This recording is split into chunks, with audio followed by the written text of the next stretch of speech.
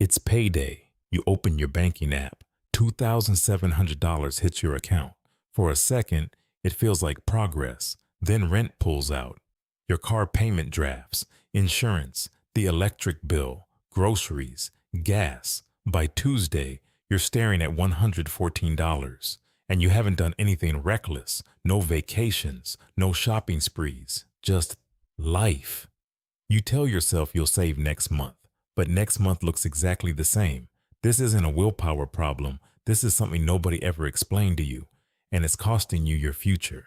Here's what most people believe. If you can't save money, you're doing something wrong. You're spending too much. You're not disciplined enough. You need a budget app or a side hustle. But the Federal Reserve says 37% of Americans can't cover a $400 emergency. That's not 37% of low-income households. That's everyone. People with degrees, people with full-time jobs, people who haven't taken a vacation in 3 years. So what's actually happening? The answer isn't what you'd expect. It's not about how much you make. It's about how much is left after the system takes its cut. Your income might be growing, but your expenses are growing faster. And that gap, the space between what comes in and what goes out, that's where saving is supposed to happen. For most Americans, that gap has nearly disappeared. Not because they're irresponsible, because the cost of just existing in this economy has eaten it alive. Think about what your parents paid for things. A one-bedroom apartment in 1995 averaged about $500 a month. Today, that same apartment costs $1,150. That's a 130% increase. Now look at wages. The median household income in 1995 was about $35,000. Today it's around $60,000. That's a 71% increase. See the problem? Cost more than doubled. Income didn't even come close. And housing is just the start. Healthcare costs climbed 53% in the last 20 years alone. According to the Bureau of Labor Statistics, childcare costs nearly doubled since 2000. Car insurance is up 33% just since 2020. Every single category of basic living got more expensive, faster than your paycheck could keep up. This is what economists call the margin squeeze. Your margin is the money left over after your non-negotiable bills, the stuff you have to pay just to function. Rent, utilities, transportation, insurance, food. 20 years ago, a middle-income household had a margin of about 18% of their income. Today, that same household's margin is closer to 6%. That doesn't mean you have 6% to save. That 6% covers everything else: clothes, haircuts, a birthday gift for your kid, your phone bill, an oil change. By the time you pay for real life, there's almost nothing left, and that tiny margin is exactly where the saving is supposed to happen. Let's run the real numbers. Say you earn $65,000 a year. That's above the national median. You're doing better than half the country. After federal and state taxes, Social Security, and Medicare, you take home about $4,300 a month. Now let's subtract the basics. Rent or mortgage, $1,500. That's actually below average for most cities. Car payment and insurance, $650. Utilities, electric, water, internet, phone, $350. Groceries for a household, $500. Gas or transportation, $200.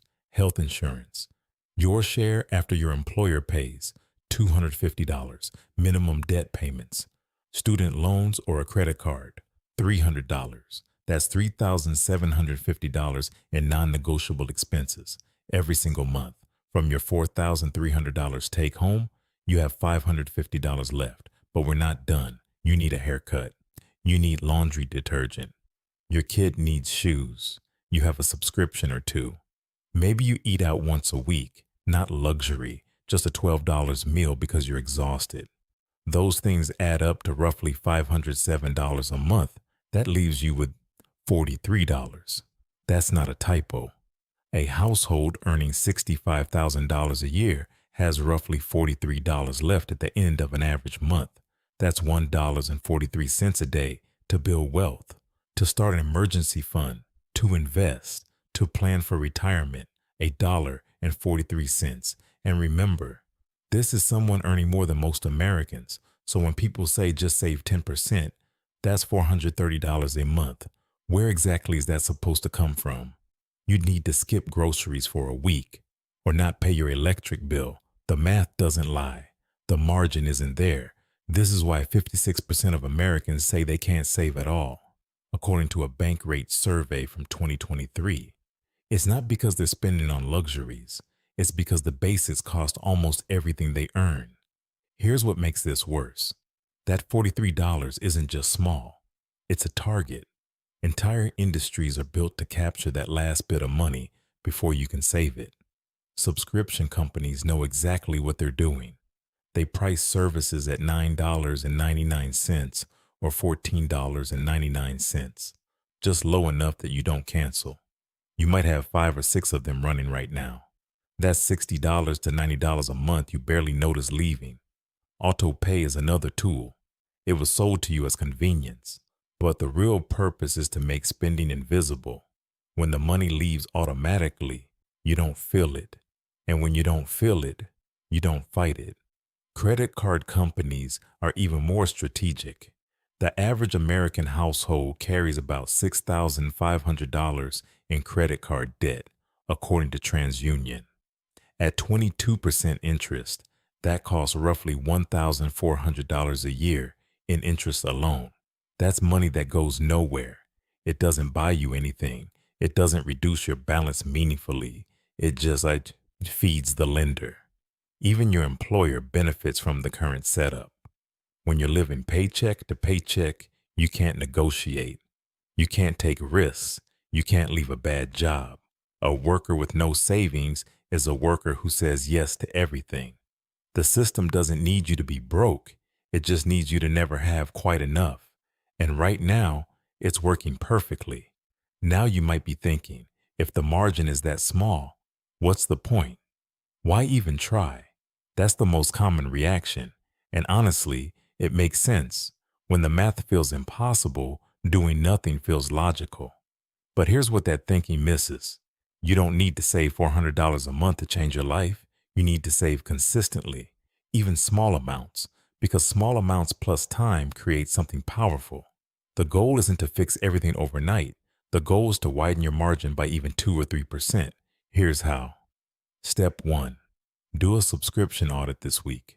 Open your bank statement. Find every recurring charge. Cancel anything you haven't used in 30 days. Most people save $40 to $80 a month doing this one thing. Step 2. Automate your savings before you see the money. Set up a transfer of $20 per paycheck into a separate account. Not a savings account attached to your checking. A separate one. One that's slightly inconvenient to access. That friction is the point. Over 12 months at $20 per paycheck, that's $520. That's not life-changing yet, but it's an emergency fund starting to breathe. Step 3. Attack one debt with the highest interest rate. Pay the minimum on everything else. Throw any extra, even $25 a month, at that one card.